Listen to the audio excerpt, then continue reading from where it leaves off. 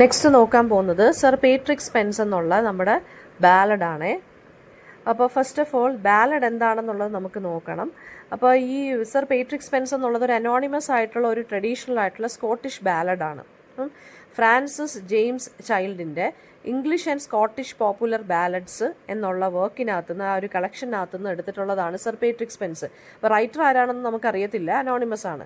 അപ്പോൾ ബാലഡ് എന്ന് പറയുന്നത് എന്താണ്, ഓറലി സർക്കുലേറ്റ് ചെയ്തിട്ടുള്ളതും ഉണ്ട്, അതായത് ട്രഡീഷണൽ ബാലഡും ഉണ്ട്, ലിറ്റററി ബാലഡും ഉണ്ട്.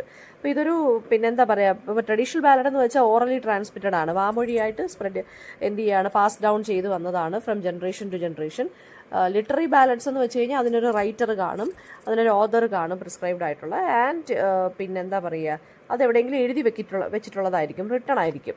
അപ്പോൾ ഈ ബാലഡ്സ് ലൈക്ക് ദിസ് പേട്രിക് സ്പെൻസ് എന്ന് പറയുന്നത് സർക്കുലേറ്റഡ് ഓറലി ആണ്.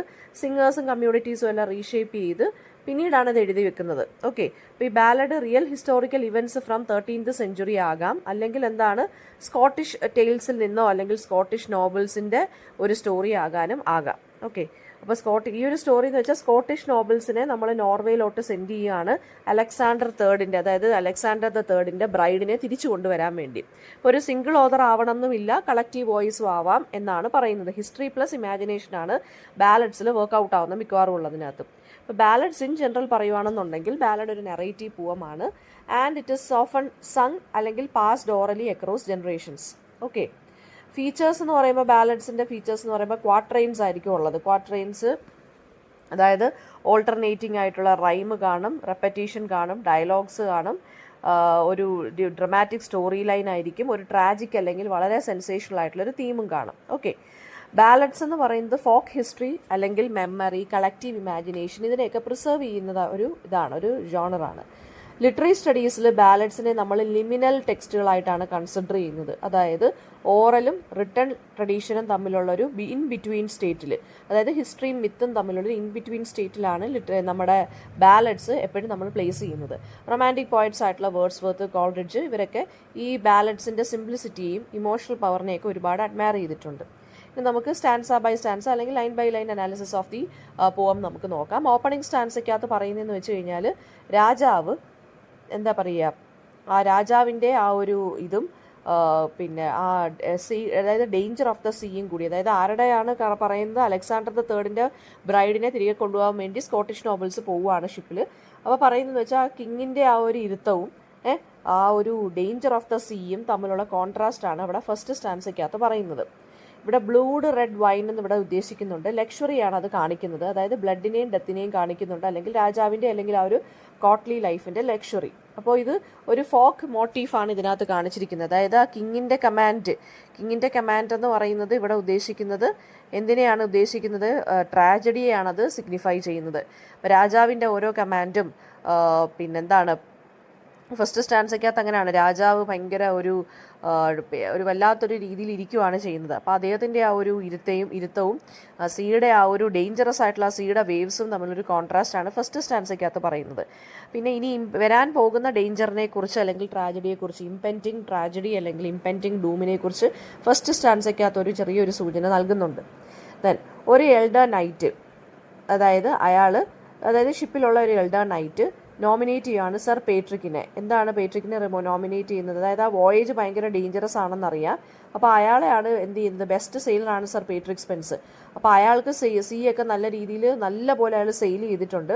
സോ അയാളെ വെച്ചിട്ട് എന്ത് ചെയ്യാം, നമുക്ക് ബ്രൈഡിനെ തിരികെ കൊണ്ടുവരാം എന്നാണ് ഒരു എൽഡർ നൈറ്റ് നോമിനേറ്റ് ചെയ്യുവാണ്. ഓക്കെ, അപ്പോൾ ഇവിടെ ഒരു ബിട്രയലാണ് നമുക്ക് കാണാൻ സാധിക്കുന്നത്. വളരെ ഡേഞ്ചറസ് ആയിട്ടുള്ള സീ ആണ്. സോ അതിനകത്ത് പോയി സർ പേട്രിക് സ്പെൻസ് പോയിട്ട് വരട്ടെ എന്നിങ്ങനെ ഒരു എൽഡർലി നൈറ്റ് പറയുവാണ്, KNIGHT. അപ്പോൾ അവിടെ തന്നെ ഒരു ബിട്രയൽ നമുക്ക് സസ്പെക്ട് ചെയ്യാൻ സാധിക്കുന്നുണ്ട്. ഇവിടെ ഒരു ഡ്രമാറ്റിക് ഐറണിയാണ് അതിനകത്തുള്ളത്. ഇനി സർ പേട്രിക്കിൻ്റെ റിയാക്ഷൻ എന്ന് വെച്ച് കഴിഞ്ഞാൽ ആ ഒരു വിൻ്റർ സീസണിൽ സീ സെയിൽ ചെയ്യുന്നത് വളരെ ഡേഞ്ചറാണെന്ന് ഇയാൾ റെക്കഗ്നൈസ് ചെയ്യുന്നു.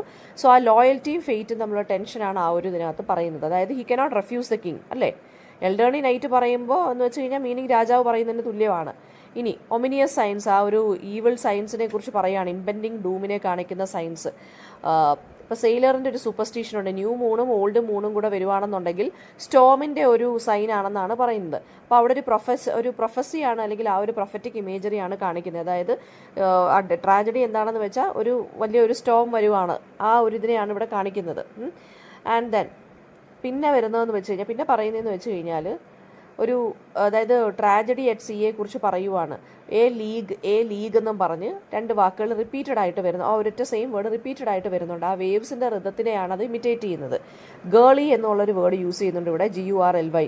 ഗേളി എന്ന് വെച്ചാൽ സ്റ്റോമി, അതായത് സീ വളരെ ഹോസ്റ്റൈലായിട്ട് നിൽക്കുവാണ്. ഒരുമാതിരി സൂപ്പർ നാച്ചുറൽ എലമെൻസ് ഒക്കെ വന്നതിനെ, അല്ലെങ്കിൽ സൂപ്പർ നാച്ചുറൽ ഫോഴ്സ് പോലെ നിൽക്കുവാണ് സീ എന്ന് പറയുന്നത്. വളരെ സ്റ്റോമി ആയിട്ട് നിൽക്കുവാണ്. ആൻഡ് ദെൻ അവസാനത്തെ സ്റ്റാൻസയ്ക്കകത്തെന്ന് വെച്ചാൽ ലോസ്, അതായത് ആ ബിട്രയൽ അല്ലെങ്കിൽ ആ ട്രാജഡി അവിടെ ഹാപ്പൻ ചെയ്ത് കഴിഞ്ഞു, ഒരു ഡെത്തിലാണ് അത് എൻഡ് ചെയ്യുന്നത്. അതായത് ആരുമില്ല റെസ്ക്യൂ ചെയ്യാൻ, ആരുമില്ല കരയാൻ അല്ലെങ്കിൽ ലെമൻറ്റ് ചെയ്യാൻ, അബ്രപ്റ്റ് ആയിട്ട് തന്നെ അവിടെ തീരുവാണ് ചെയ്യുന്നത്. അതായത് ആ സ്റ്റോം വരുന്നു, അവരുടെ ഷിപ്പ് തകർത്ത് കളയുന്നു, സർ പേട്രിക് സ്പെൻസ് മരിച്ചു എന്നുള്ള രീതിയിലാണ് അവിടെ കാണിക്കുന്നത്. ആ ഫെയ്റ്റിൻ്റെ ഹാർഷ്നെസ്സിനെയാണ് ഇവിടെ ഉദ്ദേശിക്കുന്നത്. അതായത് സർ പേട്രിക് സെൻസിൻ്റെ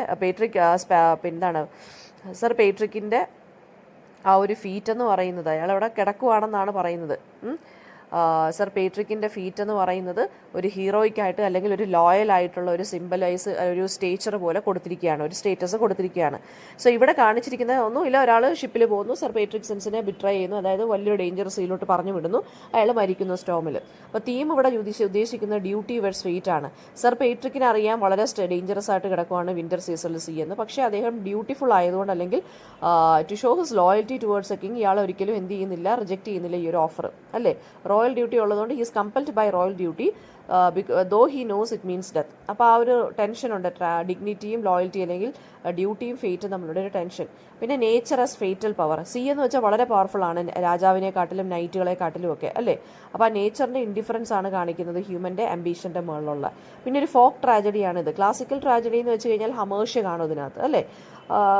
ക്ലാസിക്കൽ ട്രാജഡി ഹമേഴ്ഷ്യ എന്ന് വെച്ച് കഴിഞ്ഞാൽ എന്താ, അയാളുടെ ക്യാരക്ടറിലുള്ളൊരു ഫ്ലോ കാരണം ഒരു ട്രാജഡി ഹാപ്പൻ ചെയ്യുന്നു. ഇവിടെ ഫെയ്റ്റ് എന്ന് വെച്ചാൽ എക്സ്റ്റേണൽ ആണ്. മിസ്ഫോർച്യൂൺ വരുന്നതെന്ന് വെച്ചാൽ കിങ്ങിൻ്റെ കമാൻഡിലൂടെയും നേച്ചറിൻ്റെ റാത്തിലൂടെയാണ് ഇവിടെ കാണിക്കുന്നത്. പിന്നെ സിമ്പിൾസ് എന്ന് വെച്ചാൽ ഇവിടെ ഉദ്ദേശിക്കുന്നത് മൂണിൻ്റെ ഒമനുണ്ട്, ഡ്രൗണിങ് ഉണ്ട്. ഡ്രൗണിങ് എന്ന് വെച്ചാൽ ഹ്യൂമൻ മോർട്ടാലിറ്റിയെ കാണിക്കുന്നു. ബ്ലൂഡ് റെഡ് വൈൻ ഉണ്ട്, അത് ലക്ഷറി അല്ലെങ്കിൽ ബ്ലഡ് ഷെഡിനെ കാണിക്കുന്നു. പിന്നെ വരുന്നതെന്ന് വെച്ച് കഴിഞ്ഞാൽ റെപ്പറ്റീഷൻ ഉണ്ട് ഇതിനകത്ത്, അല്ലെ? ഈ പോകത്തിനകത്ത് ഒരു അബ്രപ്റ്റ് ആയിട്ടുള്ള എൻഡിങ് ആണുള്ളത്. പിന്നെ എന്താ പറയുക, ഡേഞ്ചേഴ്സ് ഓഫ് സീ ഫെയറിങ്ങിനെ കുറിച്ച് പറയുന്നുണ്ട്. റോയൽ കമാൻഡിൽ നഷ്ടപ്പെടുന്ന ഹ്യൂമൻ ലൈഫ്സിനെ കുറിച്ച് ഇവിടെ പറയുന്നുണ്ട്. രാജാവ് ഇങ്ങനെ പറഞ്ഞതുകൊണ്ടാണ് ഇയാൾക്ക് ജീവൻ നഷ്ടപ്പെട്ടത്. അപ്പോൾ തീം ഇത്രയൊക്കെയാണ് വരുന്നത്. പിന്നെ സർ പേട്രിക് സെൻസ് ഒരു നോബൽ സ്കിൽഡ് ആയിട്ടുള്ള ലോയൽ ആയിട്ടുള്ള ആളാണെങ്കിലും അയാൾ ട്രാജിക് ഹീറോ ആയിട്ട് മാറുവാണ് ബിക്കോസ് ഓഫ് എ സർക്കംസ്റ്റൻസസ്. അല്ലാതെ അയാളുടെ പേഴ്സണൽ ആയിട്ടുള്ള ഒരു ഫ്ലോ കൊണ്ട് അല്ല ഇയാളുടെ മരണം ഇയാൾക്ക് വരുന്നത്. ഓക്കെ, അതൊന്ന് ഓർത്ത് വെച്ചേക്കണം. പിന്നെന്ന് വെച്ച് കഴിഞ്ഞാൽ പവറിൻ്റെ ആ ഒരു ക്രിറ്റിസിസം, ഇവിടെ ക്രിട്ടീക്ക് ഓഫ് പവർ പറയുന്നുണ്ട്. അതായത് കിങ് ലക്ഷറി ആയിട്ട് നിൽക്കുവാണ്. ഞാൻ നേരത്തെ പറഞ്ഞെന്ന് വെച്ചാൽ കിങ് ഷിപ്പിനകത്ത് ഉണ്ടെന്ന്, അത് തെറ്റിയതാണ്. കിങ് ഷിപ്പിനകത്തില്ല, കിങ് ജസ്റ്റ് കോർട്ടിലിരുന്ന് ഓർഡർ ചെയ്യുന്നേ ഉള്ളൂ, പാലസിലിരുന്ന്. അപ്പോൾ ആ കിങ് ലക്ഷറി എല്ലാം എൻജോയ് ചെയ്യുന്നു. അപ്പം അയാളുടെ കീഴിലുള്ള സബ്ജക്റ്റുകൾ അല്ലെങ്കിൽ ഇയാളുടെ കീഴിലുള്ള ആളുകളാണ്, ഒഫീഷ്യൽസാണ് സഫർ ചെയ്യുന്നത്. ഓക്കെ, പിന്നെ ഡ്രൗണിങ് ഓഫ് സർ പേട്രിക് എന്ന് പറയുന്നത് എന്താണ് സിംബലൈസ് ചെയ്യുന്നത്? ആ ഒരു റോയൽ ഡിസിഷൻ്റെ ഒരു നെഗറ്റീവ് ഇമ്പാക്റ്റിനെയാണ് അതവിടെ കാണിക്കുന്നത്. രാജാവ് കുറച്ചും കൂടിയൊക്കെ ചിന്തിച്ച് ആലോചിച്ച് ഡിസിഷൻസ് എടുത്തിരുന്നുവെങ്കിൽ ഇയാളുടെ സിറ്റിസൺസ് അല്ലെങ്കിൽ ഇയാളുടെ കീഴിലുള്ള ഒഫീഷ്യൽസ് മരിക്കേണ്ടി വരത്തില്ലായിരുന്നു. ഓക്കെ, പിന്നെ വരുന്നതെന്ന് വെച്ച് കഴിഞ്ഞാൽ ഇപ്പം ഇത്രയാണ് ഇതിനകത്ത് വരുന്ന കാര്യങ്ങൾ. അപ്പം ഇതിനകത്ത് നാച്ചുറൽ ഒമൻ എന്ന് പറയുമ്പോൾ ന്യൂ മൂൺ വിത്ത് ഓൾഡ് മൂൺ, അത് സെയിലറിൻ്റെ സൂപ്പർസ്റ്റിഷനെ കാണിക്കുന്നത് പറയുക. പിന്നെ ഒരു എൽഡേർലി നൈറ്റാണ് ഇയാളുടെ പേര് പറഞ്ഞത് നോമിനേറ്റ് ചെയ്യുന്നത്. അത് ചിലപ്പോൾ സർ പേട്രിക് സ്പെൻസിനോടുള്ള ഒരു റൈവൽറി അല്ലെങ്കിൽ ഒരു കൈൻഡ് ഓഫ് എൻവി അല്ലെങ്കിൽ ജലസി ആയിരിക്കും. അതുകൊണ്ടായിരിക്കും ഇയാളെ ഈ ഡേഞ്ചറസ് പരിപാടിയിലോട്ട് ഇയാൾ തള്ളിവിട്ടത്. ഓക്കെ, ഇയാളെ എവിടെയാണ് സർ പേട്രിക് സ്പെൻസിനെ എവിടെയാണ് ബറി ചെയ്തേക്കുന്നതെന്ന് ചോദിച്ചു കഴിഞ്ഞാൽ 50 fathoms ഡീപ്പിലാണ് ഇയാളെ ബറി ചെയ്തേക്കുന്നത്. ഓക്കെ, ആൻഡ് ബാലഡിൻ്റെ മെയിൻ തീം എന്താണെന്ന് വെച്ചാൽ ഫെയ്റ്റിൻ്റെ ഇന്നവിറ്റബിലിറ്റിയെക്കുറിച്ചും ഡ്യൂട്ടിയുടെ ട്രാജിക്കലായിട്ടുള്ള കോൺസിക്വൻസ്. ഇയാൾ ഡ്യൂട്ടി ചെയ്യാൻ പോകേണ്ടാണല്ലോ ഇയാളിപ്പോൾ ഇവിടെ മരിച്ചു കിടക്കുന്നത്. ഇയാൾ നോ പറഞ്ഞിരുന്നെങ്കിൽ മരിക്കത്തില്ലായിരുന്നു. പക്ഷേ ചിലപ്പം രാജാവ് ചിലപ്പം ഇംപ്രസൺ ചെയ്തേക്കാം. ഓക്കെ, അപ്പോൾ അതാണ് ഇതിനകത്ത് പറഞ്ഞിരിക്കുന്നത്. പിന്നെ എൽഡേർലി നൈറ്റിൻ്റെ ഒരു റോൾ ചോദിച്ചു കഴിഞ്ഞാൽ എൽഡേർലി നൈറ്റാണ് സർ പേട്രിക്കിനെ കിങ്ങിൻ്റെ ബെസ്റ്റ് സെയിലർ ആണെന്ന് പറയുന്നു. ചിലപ്പോൾ ഒരു നെഗറ്റീവ് ഒരു ഇൻറ്റൻഷൻ കൊണ്ടായിരിക്കും ഇയാൾ പറയുന്നത്, നോമിനേറ്റ് ചെയ്യുന്നത്. അപ്പോൾ ട്രാജഡി എന്തായാലും ഇയാളൊരു ഇൻഡയറക്റ്റ് വില്ലനാണ്, ഈ ഒരു എൽഡേർലി നൈറ്റ് എന്ന് പറയുന്നത് കേട്ടോ. അപ്പോൾ such characters in folk ballad ട്രഡീഷനകത്ത് പറയുന്ന എൻവി അല്ലെങ്കിൽ എന്താ പറയുക, ജലസിയാണ് അത് കാണിക്കുന്നത്. പിന്നെ ഇതൊരു ട്രാജിക് ബാലഡായിട്ട് മാറുന്നത് എങ്ങനെയാണെന്ന് ചോദിക്കാം.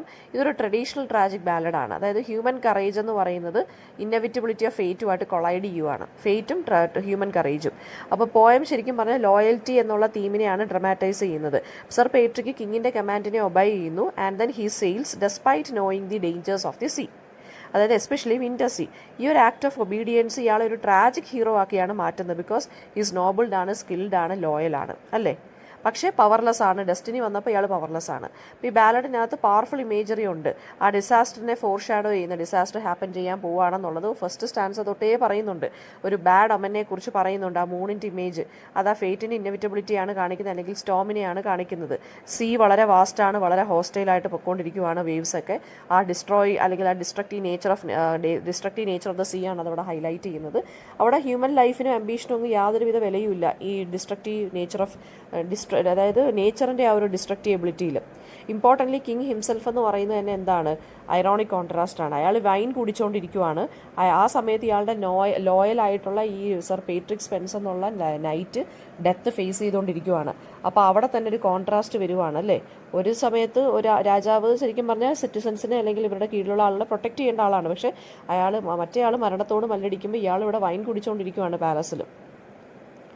പിന്നെ ബാലഡിനകത്ത് ഇവിടെ പറയുന്നതെന്ന് വെച്ചാൽ റെപ്പറ്റീഷൻ ഉണ്ട്. ഓറൽ ട്രഡീഷനിനകത്ത് വരുന്ന ബാലഡ് റെപ്പറ്റീഷൻ ഉണ്ട്. അബ്രപ്റ്റ് ആയിട്ടുള്ളൊരു ഒരു എൻഡിങ് ആണുള്ളത് ഫൈനൽ സ്റ്റാൻസയ്ക്കകത്ത്. അപ്പം ഫൈനൽ സ്റ്റാൻസയ്ക്കകത്ത് സർ പേട്രിക് സ്പെൻസിനെ ബറി ചെയ്തേക്കുന്നത് 50 fathoms ഡീപ്പാണ്. അവിടെ അയാളുടെ കാലിൻ്റെ അടുത്ത് ആളുകൾ വന്ന് ഇയാൾക്ക് റെസ്പെക്റ്റ് കൊടുക്കുകയാണ് ചെയ്യുന്നത്. അപ്പോൾ അതൊരു ഹീറോയുടെ എൻഡിനെയാണ് കാണിക്കുന്നത് കേട്ടോ. അപ്പോൾ ഒരു ക്ലാസിക്കൽ ട്രാജഡി പോലെ ഇവിടെ ഇയാളുടെ ഒരു നെഗറ്റീവ് ഫ്ലോ കൊണ്ടല്ല ഇയാൾ മരിച്ചേക്കുന്നത്, എക്സ്റ്റേണൽ ഫോഴ്സസ് കൊണ്ടും ആ ഒരു ഇയാളുടെ ഹ്യൂമൻ ഡെസ്റ്റിനി കൊണ്ടുമാണ് ഇയാൾ മരിച്ചേക്കുന്നത്. സോ ഇതൊരു ക്വിൻറ്റസെഷ്യൽ ആയിട്ടുള്ള ഒരു ട്രാജിക് ബാലഡാണ്. ഇതിനകത്ത് സൂപ്പർസ്റ്റിഷനും ഫോക്ക് ഇതും ഹിസ്റ്റോറിക് മെമ്മറിയും കമ്മ്യൂണൽ ഗ്രീഫും എല്ലാം ഇതിനകത്ത് വരുന്നുണ്ട്. കമ്മ്യൂണൽ ഗ്രീഫ് എന്ന് വെച്ചാൽ ഇയാൾ മരിച്ചു കിടക്കുന്നിടത്ത് ഇയാളുടെ കൂടെ വർക്ക് ചെയ്ത ആളുകൾ, അതായത് വേറെ ലോർഡ്സുകൾ അല്ലെങ്കിൽ പ്രഭുക്കൾ വന്ന് ഇയാളുടെ അടുത്ത് റെസ്പെക്റ്റ് പേ ചെയ്യുന്നുണ്ട്. അപ്പോൾ അതൊക്കെയാണ് ഇതിനകത്ത് പറയേണ്ടത്.